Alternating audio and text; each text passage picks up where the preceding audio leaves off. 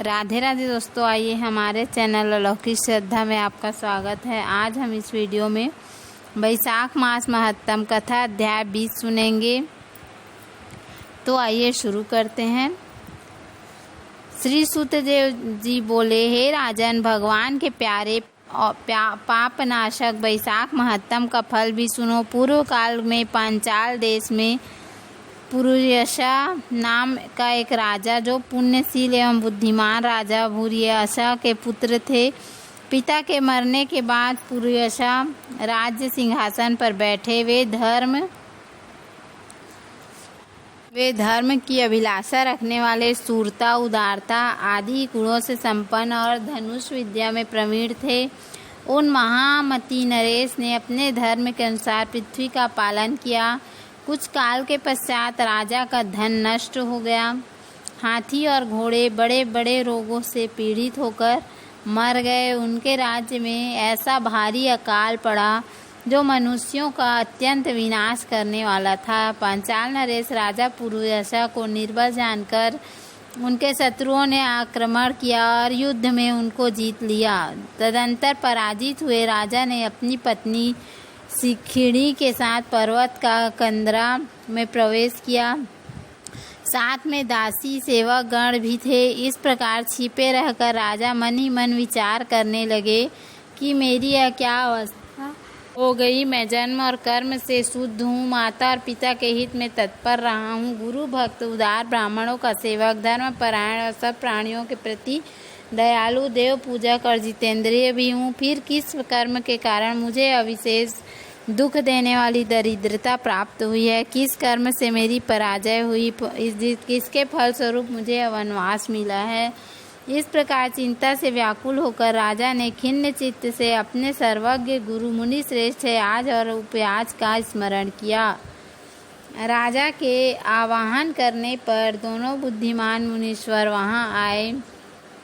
उन्हें देखकर पांचाल नरेश सहसा उठकर खड़े हो गए और भक्ति के साथ चरणों में मस्तक रखकर प्रणाम किया। फिर वन में पैदा होने वाली शुभ सामग्रियों के द्वारा उन्होंने उन दोनों का पूजन किया और विनीत भाव से पूछा, विप्र वरो, मैं गुरु चरणों में भक्ति रखने वाला हूँ। मुझे किस कर्म से दरिद्रता, कोष, हानि और शत्रुओं से पराजय प्राप्त हुआ है? मेरा वनवास हुआ है और मुझे अकेले रहना पड़ा। मेरे न कोई पुत्र हैं, न भाई हैं और न हितकारी मित्र ही हैं। मेरे द्वारा सुरक्षित राज्य में यह बड़ा भारी अकाल कैसे पड़ गया? ये सब बातें विस्तार पूर्वक मुझे बताइए। राजा के इस प्रकार पूछने पर वे दोनों मुनि श्रेष्ठ कुछ देर ध्यान मग्न होकर इस प्रकार बोले कि पहले के 10 जन्मों तक महापापी बधा रहे हो तुम। उस समय तुम संपूर्ण जीव मात्र की हिंसा में तत्पर रहे। तूने कभी भी विष्णु भगवान का न नाम लिया, न ध्यान किया और न ही उनको कभी नमस्कार किया। हे राजन, ऐसे करते करते तेरे 9 जन्म बीत गए। फिर 10वें जन्म में तुम सहाय पर्वत पर पुनः व्याध हुए। वहाँ सब लोगों के प्रति क्रूरता करना ही तुम्हारा स्वभाव था। तुम मनुष्यों के लिए यम के समान थे। तुम बहुत बड़े पापी थे और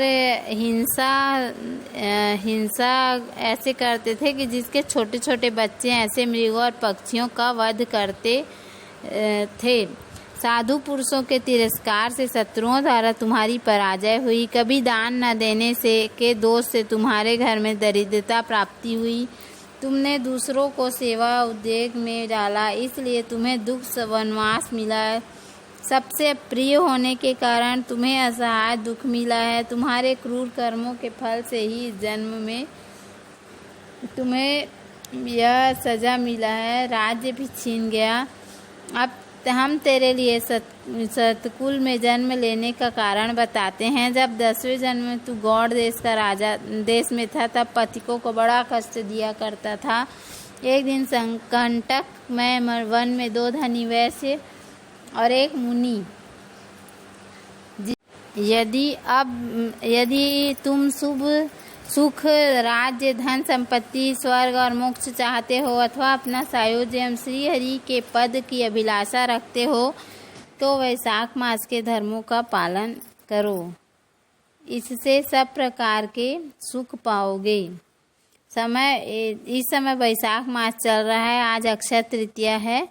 आज तुम विधि पूर्वक स्नान और भगवान लक्ष्मीपति की पूजा करो। यदि अपने समान ही गुणवान पुत्रों की अभिलाषा रखते हो तो सब प्राणियों के हित के लिए प्याऊ लगवाओ।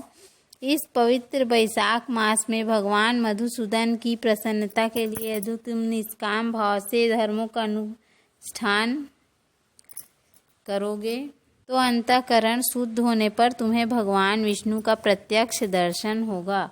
यूँ कहकर राजा की अनुमति ले उनसे दोनों ब्राह्मण पुरोहित याज और उपयाज जैसे आए थे वैसे ही चले गए। उनसे उपदेश पाकर महाराज पुरुयसा ने वैशाख मास के संपूर्ण धर्मों का श्रद्धा पूर्वक पालन किया और भगवान मधुसूदन की आराधना की। इससे उसका प्रभाव हुआ तथा और बंधु बांधव उनसे आकर मिल गए। तत्पश्चात वे मरने से बची हुई सेना को साथ ले बंधुओं सहित पांचाल नगरी के समीप आए। उस समय पांचाल राजा के साथ राजाओं का पुनः संग्राम हुआ। महारथी पुरुषयसा ने अकेले ही समस्त महाबाहु राजाओं पर विजय पाई। विरोधी राजाओं ने भागकर विभिन्न देशों के मार्गों का आश्रय लिया। विजयी पांचाल राज ने भागे हुए राजाओं के कोष 10 करोड़ घोड़े, 3 करोड़ हाथी, 1 अरब रथ, 10,000 ऊँट और 3 लाख खच्चरों को अपने अधिकार में करके अपनी पुरी में पहुंचा दिया। वैशाख धर्म के महात्म्य से सब राजा भग्न मनोरथ हो पुरुयसा को कर देने वाले हो गए और पांचाल देश के अनुपम सुकाल आ गया। भगवान विष्णु की प्रसन्नता से इस वसुधा पर उनका एक छत्र राज्य हुआ और गुरुता, उदारता आदि गुणों से युक्त उनके 5 पुत्र हुए जो धृष्ट कीर्ति, धृष्ट केतु, धृष्ट धुमन, विजय और चित्रकेतु के नाम से प्रसिद्ध थे। धर्म पूर्वक प्रतिपालन कर समस्त प्रजा राजा के प्रति अनुरक्त हो गई। इससे उसी ऋण से उन्हें वैशाख मास के प्रभाव से निश्चय हो गया। तब से पांचाल राज भगवान विष्णु की प्रसन्नता के लिए वैशाख मास के धर्मों का निष्काम भाव से बराबर पालन करने लगे। के इस धर्म से संतुष्ट होकर भगवान विष्णु ने अक्षय तृतीया के दिन उन्हें प्रत्यक्ष दर्शन दिया। बोलो श्री हरि विष्णु भगवान की जय। वैशाख माह महत्तम कथा अध्याय 20 संपूर्णम। तो उम्मीद है आपको हमारा वीडियो पसंद आया होगा। यदि हमारा वीडियो पसंद आया तो वीडियो को लाइक करें, चैनल को सब्सक्राइब करें। धन्यवाद। राधे राधे।